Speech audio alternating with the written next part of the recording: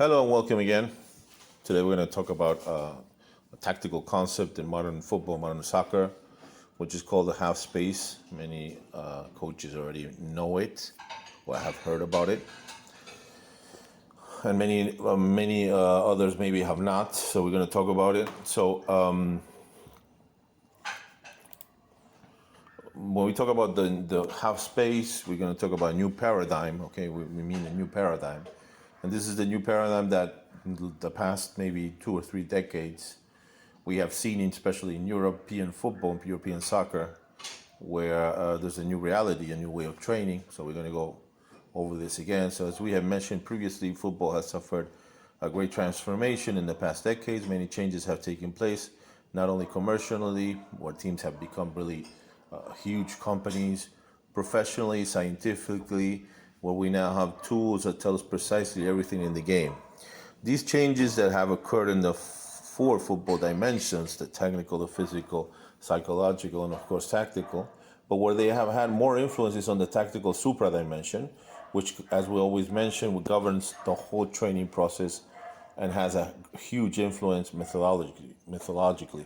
So the supra tactical dimension is going to control now the methodology of the training, not the physical dimension as many years before. It was, of course, the physical dimension has a huge importance also, but the process will be always governed or directed by the tactical supra dimension. Okay, all high performance teams recognize playing faces and have playing models while knowing how to take advantage of each situation in the game. Where these changes have become more visible, in my opinion, is on the organized attacking phase or offensive organization, since before defensively, teams already would prepare themselves for the matches. Okay, so before, I think a famous coach here in Uruguay, that coached the national team, Carrasco, mentions this in Spanish, that before teams would only organize or would only work defensively in the trainings, in the sessions, but offensively they would leave the attacking phase or the attacking organization to the creativity of the players. Nowadays, this is very different, totally different. Okay, now teams organize and work according to the offensive organization or organized attack, and they're always training this. They're always, of course, they train also defensively, but they're going to train a lot and work a lot on the offensive phase. Today, these high-performance teams know how to attack and create havoc when the opponent plays with a low block and have many tools and information on how to beat them. Okay, many years ago these teams could play with a low block and were able to get away with it, but now it is much more difficult. So now when you're going to see every time it's much more difficult for teams to create upsets or huge upsets on teams playing with a low block. You know, they would speculate or play the classical catenaccio, where they would put, 2 lines of back 4 or 4 line of 4 defenders and 4 midfielders near the box, and they would play counterattack. You can see this once in a while, but it's not very common and it's not so successful as it used to be before, where teams were able, any weak team would be able to beat a stronger team. Now every time is much more difficult because of this reality, actually. So we have the old football soccer pitch, or the old pitch that we used to use before, we identified before. This used to be the pitch before, where you could see 3 vertical lines and identify 18 small squares. I talked about this in a previous video, of the zonal, the 14 square, or the zonal 14 zone, or you want to call it, okay, where the pitch will be divided in 18 zones, and what the importance of the zone 14 had, okay. So the old pitch used to be divided in 3 vertical lanes, while the contemporary and the new pitch, we divided in 5 lanes, okay, 5 vertical lanes.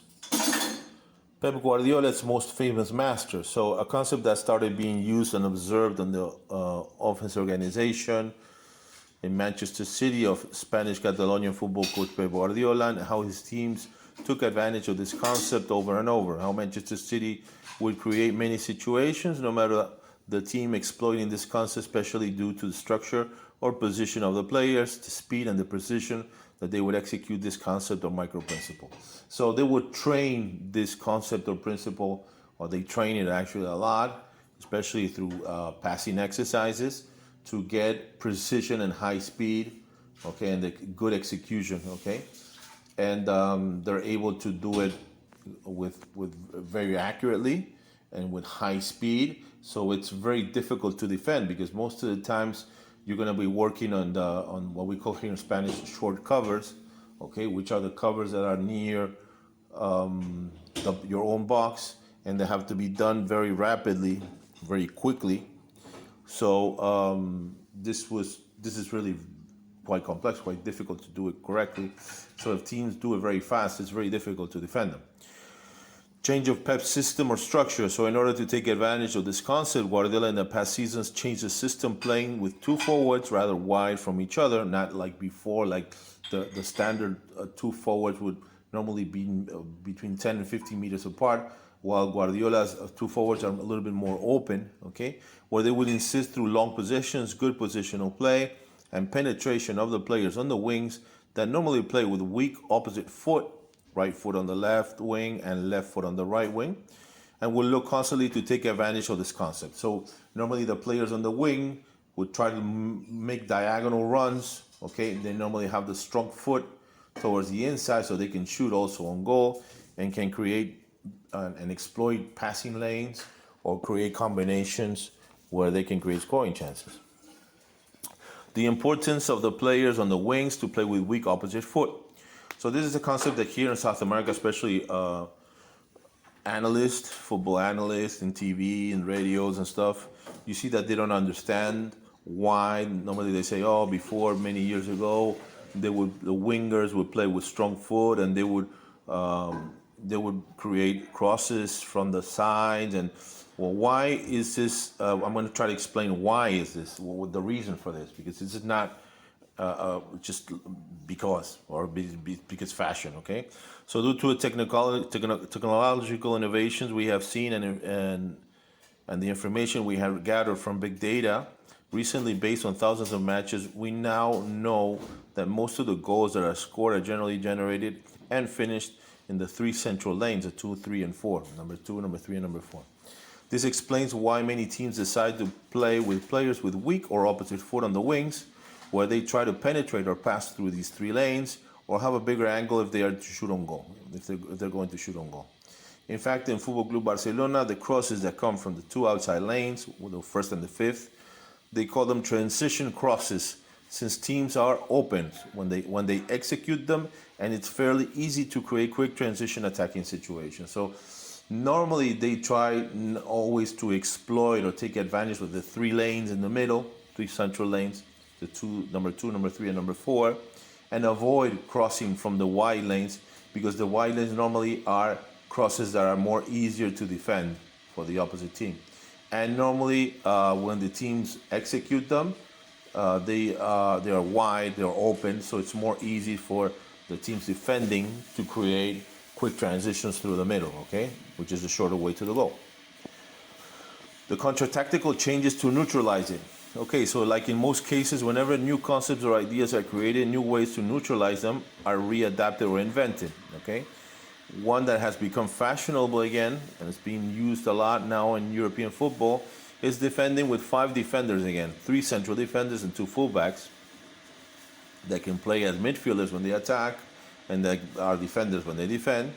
So these teams are able to have a greater defensive depth. So this way they are able to close the space between the defenders and cover these 5 lanes more effectively. So what a lot of teams have been doing or have done is defending with 5 players, where they're able to cover all of the wide of the pitch, and they have more defensive depth, so it's easier for them to cover the half spaces and to do the short covers. Okay, here we're going to show an example of Manchester City and the positional play and how they're going to exploit the half lanes, okay, constantly. They're looking for them constantly, the one way or the other, having patience and looking for these half spaces for the 3 lanes always, okay, and constant diagonal runs, third man passes, and creating scoring situations or possibilities to shoot on goal.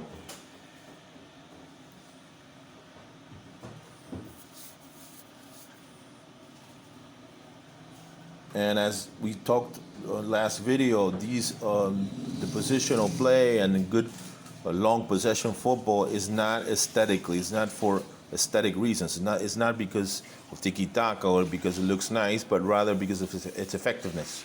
Okay, we're gonna have more chances of winning playing this way.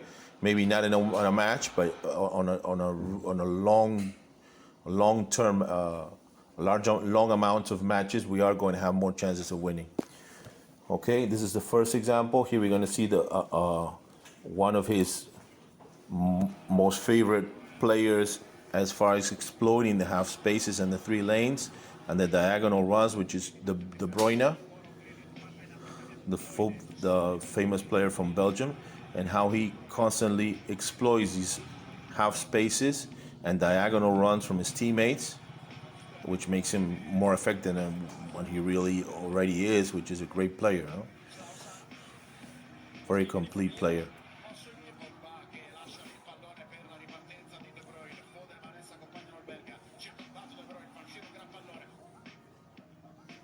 So constantly they're looking for the half spaces and the diagonal runs to take advantage. You're not going to see them playing through the outside lanes. Almost never they do this. They normally try to exploit these spaces, okay? Which is quite different from what Guardiola used to do in Barcelona.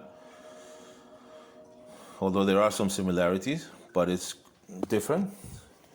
So situation A example, these are situations that normally you're going to see a lot, especially if you look at Manchester City football.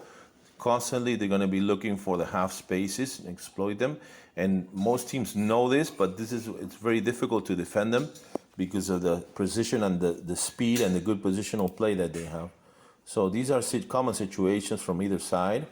They also have fullbacks that also play with weak foot. Also, for example, they have the Portuguese left fullback who plays with, he's right-footed, but he plays on the left side. So he's able to turn inside most of the times, and he can create situations like this also, okay? So they're going to have patience, they're going to move the ball. This is the situation, normal situations that they would create last season. Now playing with Haaland, I think they have changed the structure again, or the system. But last season, they would do this a lot, okay?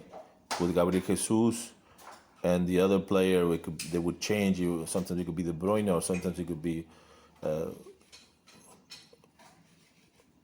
there we go, any other players that they have, okay? So passing exercise or task that we can create or we can do to work this, and these are all passing exercises. This is an analytical exercise where there's no opposition and there's no real game situation, okay?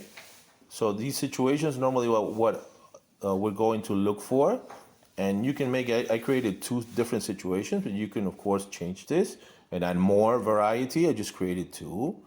But the main idea is always to create this type of situations where you're going to look for precision, when you're looking for speed and how they move and finish the plays, okay? So work with a lot of passing exercises where they're going to do this, and then small-sided games, for example, where you're going to create constraints. Here we're going to have a 3v3 with a joker, okay? The goal will be when the player receives the ball inside the box, and they have to be through diagonal passes. There's always going to be a free man. If the defending team grabs the ball, wins the ball, they have to score the goals on the 2 small goals with the joker playing with them, okay? The joker always plays with the attacking team. And you can add goals, of course. You can add goalkeepers to the big goals, for example. I just created scoring a goal if you receive the ball inside the box. So this is the end. I hope you enjoy the video. These are a very brief example of what are the half spaces and how you can begin to train them. Normally you're not going to see, or you're not going to be able to see videos about these type of training, tactical concept trainings of the famous coaches, because normally they're not going to show you. They don't show normally these types of training. But most of the time you have to use creativity and create your own exercises or tasks according to the tools that you're going to have, which are, like I always say, rondos, passing exercises. Of course, with rondos you can create situations where you take the ball out of pressure, out of the space, and create same situations. And but rondos are more going to focus more on positional possession and more transition, while small-sided games or positional games, you're going to focus more on the real match situations, okay? I hope you enjoy the video, and please like or subscribe if you already haven't. And if you have any questions or suggestions, let me know, okay? Take care. See you soon. Bye-bye.